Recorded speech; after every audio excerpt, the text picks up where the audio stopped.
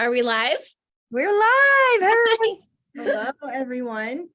So welcome to another episode of Freedom Freaks.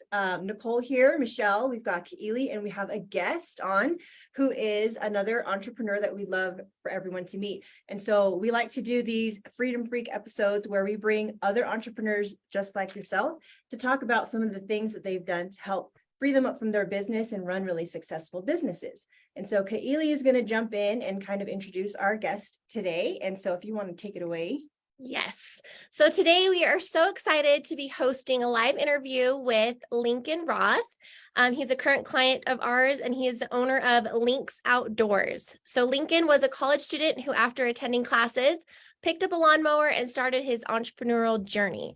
Within a year, he went on to employ a team of full-time professionals, evolving this lawn mowing venture into a thriving business, specializing in designing and building stunning outdoor living spaces and landscapes.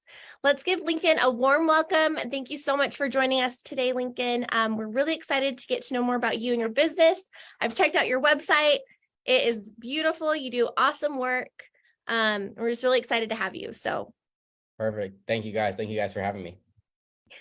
So I just wanted to start out with just to get us started is how can you tell us about the decision you made to start your own business, why you made that decision, what motivated you to do that, and just a little bit of your background?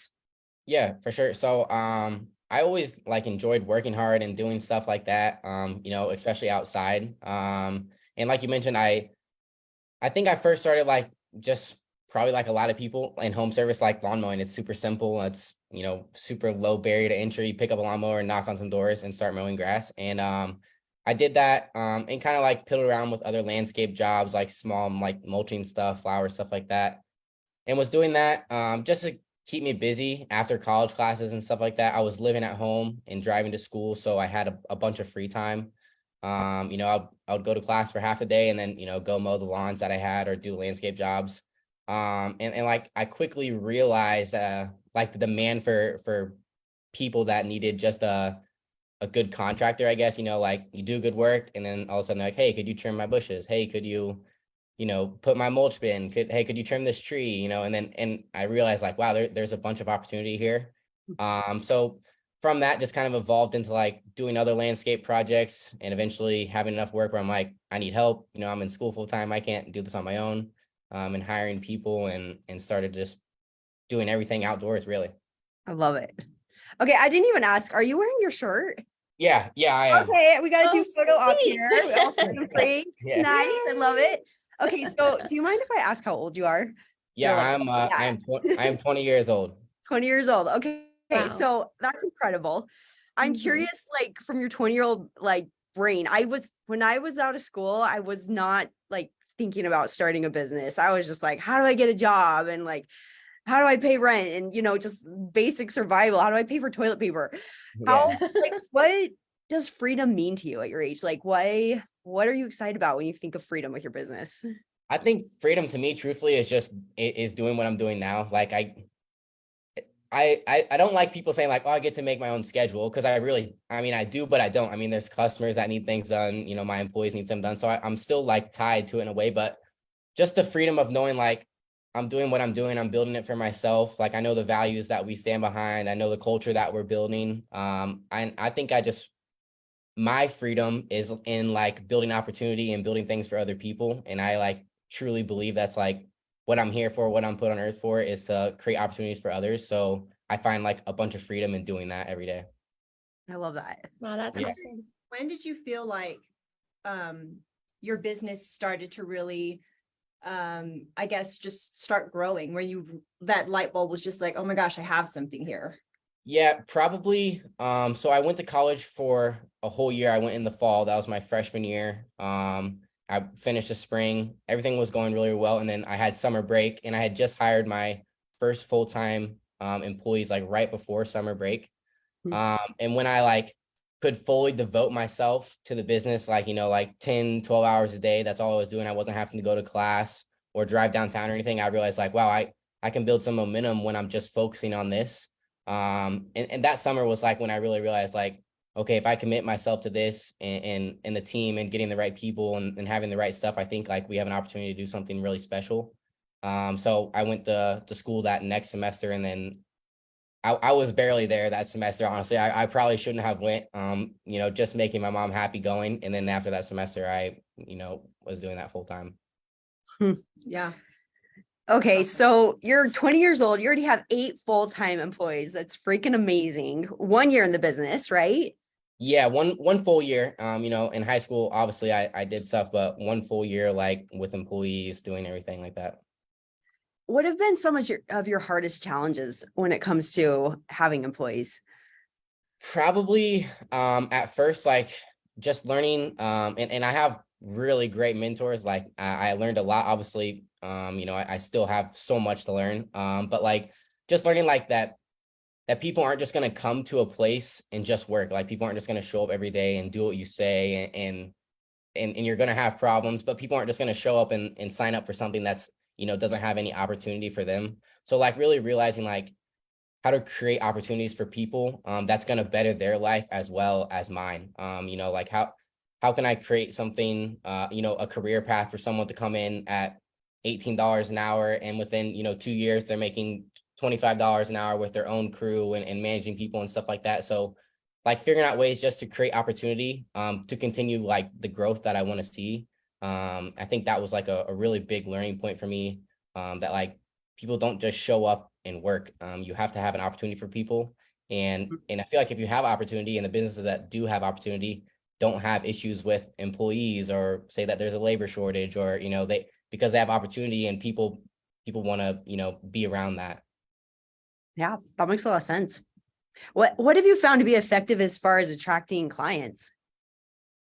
At first, just word of mouth. Honestly, it's all I can only handle so much at first. So I didn't market. I didn't do anything. It was just, people needed work done and I would do it. And thankfully somehow we stayed busy for almost a year without doing anything. Now we do a little bit of social media stuff. I probably need to get on it a little bit more. It's hard, like doing everything and then like trying to take a picture and post it and stuff like that. But now we do marketing through Facebook, and get clients that way. But still the biggest thing is just a good reputation, a good word of mouth, because even if you get a lead or something like that was paid for or through marketing, that might generate the 5 more that were completely free from word of mouth. So I'm a big believer in that for sure, that just like word of mouth is super, super important to small businesses.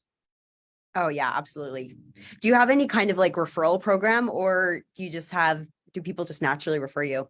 Yeah, just naturally refer me. I don't have any like program set up, so to say. But if someone's like referring me clients and taking care of us on that end, I'm just the type of person of who I am, like I'll help that person out if we're doing future work, if we're doing anything like that, like I'm definitely gonna take that into consideration.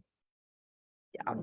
One of the things we talk a lot about on this show are, we have 4 pillars that we like to focus on. One of them being people. So it sounds like you have a really good grasp on people. We talk about profits, priorities, and processes. I'm curious, what sort of processes and systems are you using for your business? We know you're using Jill's office. For sure. What else do you use for scheduling, communications, things like that? Yeah. So obviously, like you said, like from the start, like our customer journey, I guess, is like going into Jill's, someone calls, if it comes through like social media, we have a VA who answers the phone that way, or takes any messages like that. So all that is pretty much like systemized to a good point. From there, someone goes into a schedule or a quote, which I'm still doing all of our sales, everything. So then I go out and meet with that client. And in terms of like scheduling, turning that potential client into like an actual project, we use Company Cam. I just started using that probably like 3 or 4 months ago and have had a lot of success with it. It kind of like mitigates issues of like communication, because you can like take videos and your face is on the video, but you're also like showing the project walkthrough. So we've had a lot of success with that. And again, I did that like basically at the beginning of this spring. And since I've done that, like communication has went really, really well, as well as like guys taking pictures of projects and stuff. Because at the end of each day, they just upload, what they built that day or what they worked on that day into that project, and it's automatically uploaded. So that's been really, really helpful for my company. It was called Company Cam. Yeah, company cam. Yeah, it's super, super nice. It's super, super cost effective for small businesses as well. It's like I want to say like $24 a month, and then there's like a per user fee a fee on it. But it's I've loved every minute of it since we started using it. Awesome. I like it too because you can have it auto go on your website, so you can have updated content to your website with pictures and Yeah. geotagging where you're located and all that kind of stuff. That's awesome. Well, I'm just curious, the short time that you spent in college, was there anything that you learned there that's helped you in your business now? Or are there things that you do to continue your education as far as like learning how to run your business and things like that? College, for me, like school honestly came like really natural for me. I was like not the guy that would study a bunch. I would not, be in the library after class. I would go to class, take notes, and I'd study 20 minutes before a test, and get stuff done. It would just came super natural to me. I think there's things that I learned in college, probably even more so like about people and stuff like that, just having to like work with different people from different backgrounds and different cultures that have way more different opinions than me or different looks on the world than me, more so than like a book standpoint for me. But in terms of like continued education, every day, I would say, you could ask anyone that I work with, like subcontractors or guys who have been in the industry for like 25 years, longer than I've been alive. I'm constantly calling them and asking them questions and figuring out how people do things and like trying to see how we might be able to improve that or what they did that went wrong. So I'm not afraid at all, to ask questions or act like I don't know something because I'm young. And I Yeah. feel like that's like been really, really beneficial to what I'm Yeah. doing because most people, want to help out someone who's trying to do the right thing. Well, and sometimes learning is like on the job is the best education, just doing it. So that's awesome. Yeah, for sure. I'm curious too. I know before the show we were talking about how you played football in high school, and your team was pretty darn good. You guys got 2 state championships. That's Yeah. awesome. Do you feel like there's anything you learned through that's been helping you in business? Yeah, absolutely. I would say like just adversity in general, is like super important. Like I played quarterback myself, so it's kind of like you have to be a leader in that way. And like part of being a leader, that's a tough part of being a leader is showing up on the bad days, showing up when things aren't going well, showing up when, when maybe you're not making as much money as you should be making that week or after you dealt with something the day before, but you still have to show up and you still have to be that leader. And I think that's been like super crucial for me, but I learned that early on, like again, maybe you do lose a game. Well, you still have to show up to practice on Monday, with a good attitude, like, hey, not everything goes the right way, but someone's got to be there to kind of pick everyone up and move on. And I felt like that's kind of always been the role that I've been in life. And I enjoy doing that. You just made me think of something really interesting too, because I'm overall of people and culture. So we do all of the hiring and recruiting through my department. And Okay. I like to try and think of really good interview questions all the time to try to get an idea of who a person is. And I'm curious if anybody on your team has played any sports. Is it something, do you know? Yeah. I don't know, actually. I think maybe a few of them, but in terms of like hiring people, especially like my foreman, my crew foreman, like a big part of like what I wanted in that relationship was like someone who understood that like you got to be the guy, on good days and bad days. And anyone can be the guy on a good day when things are good and your project's going good and there's no delays and everyone, like, I feel like anyone can step into that role and be successful.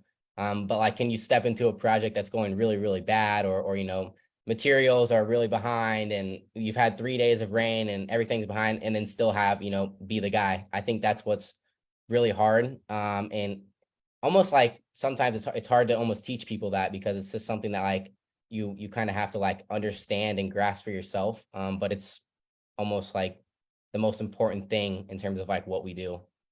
I think that's where understanding what your company's core values are and Yeah. hire those values is, that's how you kind of find those people that align with what you're looking for. Yeah. So awesome. So I guess, what is your ultimate freedom goal when you think about being an entrepreneur? Like, where do you want to end up someday? I don't know, truthfully. I definitely like a big goal of mine is like kind of sacrifice my younger years, I guess, so that like I can eventually have a family and spend time with my family and build stuff that way. And I don't want to be like tied down to something, 15 hours a day when I have kids. So I think like in my perspective, I want to sacrifice that time now and kind of build like systems and processes and teams in place so that, 3, 4, or 5 years down the road, I have those things. So I can like make priorities for the things that are really important to me then. That's incredible. I wish That is so I awesome. done that as a kid. And I'm like, I wish my kids would learn to do that. I know. Funny, 'cause I look at a lot of demographics for hiring groups and stuff, and your generation and even the generation that's coming up behind you are very much more entrepreneurial Mhm. focused. And Mhm. so it's not uncommon to see a lot of younger people starting businesses now because you have so many resources available to you. The guy we talked to before, everything he learned was on YouTube. I mean, when we were kids, there was no YouTube, so we were having to ask a person and find a person, right? So there's a lot more information. You have a lot of tools available to you, so you can really launch with success. And when you say sacrificing your younger years, I can really remember my younger years, and I didn't do anything as amazing as you're Oh, doing. yeah. So I don't think of it as a sacrifice. I think you're actually going to be able to look back and be like, oh my gosh, I did that. Because when I look back, I'm like, what did I do? Yeah. And so you should be super proud of yourself, and you're probably having a lot of fun creating and doing all these things. Because when we start businesses when we're older, we're not having as much fun as you probably are. We're worried about our kids and our Yeah. finances and That's all of these things. And so you've got to really, you're in a really good place, and you're really smart, and you're using a lot of that to your advantage. So that's really cool. Yeah, no, absolutely. I 100% agree with that. And I mean, going on to that, like even Jill's office, like I explained it to some people, even like older business owners, and I'm like, this is something that you could outsource that is going to save you a bunch of time, a bunch of money, and it almost like it doesn't make sense not to do it to me. It's like, why wouldn't someone want to do this? Especially, home service contractors. Yeah. You're smart. You're smart that you get it, Yeah. because a lot of people don't. And I actually think that the older you get, the harder it is to let Mhm. go. You I think have you get previous more traumas controlling. that you're like, oh, no, I've been burnt before. And Yeah. so I can't trust anybody else where, yeah. So, but you have to be able to let go in order to experience some freedom. You Mhm. have Yeah, to let for go sure. of the vine. Right. Yeah. That's amazing. Well, do you have any for other young entrepreneurs who might be thinking about doing this? Do you have any tips or things you've learned?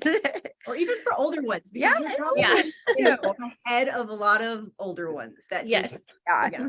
I would say I actually just listened to this guy speaking, Jesse Itzler. I'm sure you guys have heard of him. But I listened to him speak in Indianapolis. He's like a multimillionaire entrepreneur guy, and he was talking about how, young people like think like I can outsource this, I can use AI for this, which I 100% agree with. I think it's super important. But like the flip side of it, it was like, saying now you can't like outsource your soul. You can't outsource passion that you put into a company. And I think that there's no like secret sauce to doing it. It's just like you have to be 100% committed to what you're doing, and you have to be super passionate about what you're doing, or it just won't work. And I think that's what my biggest advice would be to someone who wanted to start out with anything, no matter what they're doing, is just like put 110% of yourself into it, and it will probably go somewhere because of that. Because again, you can't fake passion, you can't fake your soul, you can't do any of that. I love that I you said love that. that. We talk a lot about just, chat GPT and AI and what that's going to do even to the customer service industry. But, Yeah. I've thought on a similar vein, you can't empathize. A robot is never going to empathize the same Yeah. amount as a real person. And I love the thought too of you're saying of just the passion and everything. I mean, if your business was run by an AI, like there would be so much missing as far as like Yeah. leadership and all that. And Yeah.